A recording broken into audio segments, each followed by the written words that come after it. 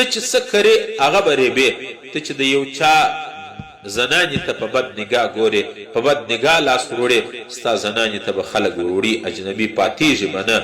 او ته چې د یو چا لور او خور ته په بد نگاه ګورې، الله ستا خور او ستا لور د خلکو د هوس د نگاه شکار کېږي.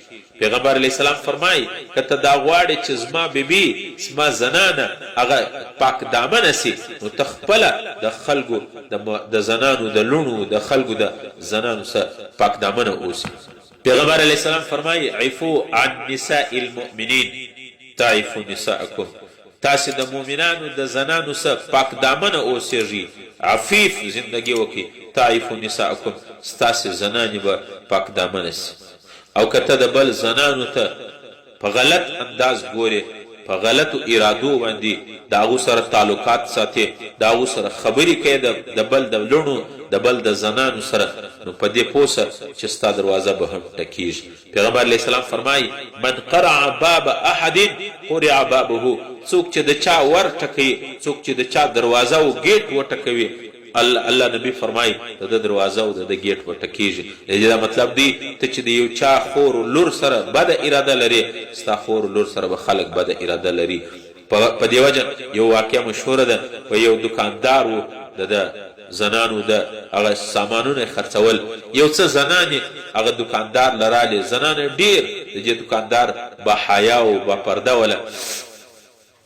هغه دکاندار چې ماښام رالی کور والا ژاړي، هغه ورته وایي ولې ژاړې؟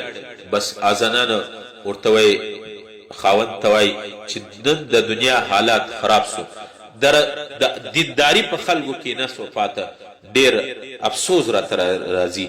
وایي دکاندار خپله بیبي ډېره مجبوره که، بیا ورته ویل خیر کیسه څه شته، څه وجه ده، څه ژاړې، زمانه څه سوې ده؟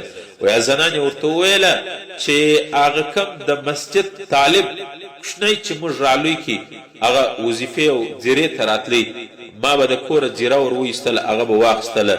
نن هغه کوچني طالب چې نن هغه کوچنی طالب رالی، ما چې زیره ورکړله، هغو زما لاس ونیوی، ټینګ یې کشه کړي او کښې زما لاس په زور مې لاس را لرې کړي، خلاص کړي. نو په دې وجه وایم چې دنیا حالات خراب دي.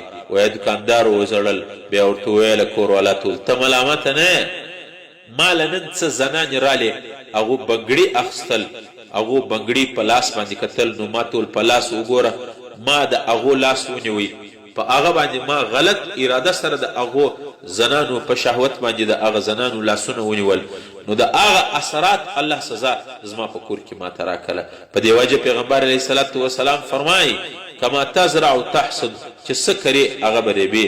نو عزیزانو عرض مې دا کوي چې پرده دا د الله رب العالمین یو عظیم حکم دی، پرده دا یو بهترین عبادت دی، پرده هغه دنیا د زنانې دپاره سکون دی. نبی علیه السلام یو صحابو څخه پوښتنه وکړه په دنیا کې د ټولو څخه بهترینه زنانه څوک؟ اټول کمه زنانه ده؟ اټول صحابه خاموشه سو. حضرت علی په منډه خپل کور ته رالی، حضرت علی رضی الله عنه خپل بیبي حضرت فاطمه څخه پوښتنه وکړه چې پیغمبر سوال کړی دی چې په ټولو زنانو کې پاکیزه او د ټولو څخه بهترینه زنانه کومه یوه ده؟ حضرت فاطمه ورته ویل چې ورته ووایه هغه زنانه ده چې دې نظر په بیګانه نه یې لګېدلی او نه د بیګانه نظر په ده باندې لګېدلی. نبی علیه السلام له چې حضرت علی رالی دا جواب یې ورکړي، پیغمبر علیه السلام تایید وکړي. عزیزانو عرض مې دا کوي بهترین نارینه هغه دی چې دی خپل نظر د بیګانه زنانو څخه ساتي. بهترین الله ته نږدې جنتي زنانه هغه ده چې هغه زنانه خپل عزت او ناموس خوندي، خپل پردې خیال وساتي. الله رب العالمین چې څه ویل څه واورېدل، په دې باندې عمل کول توفیق نصیب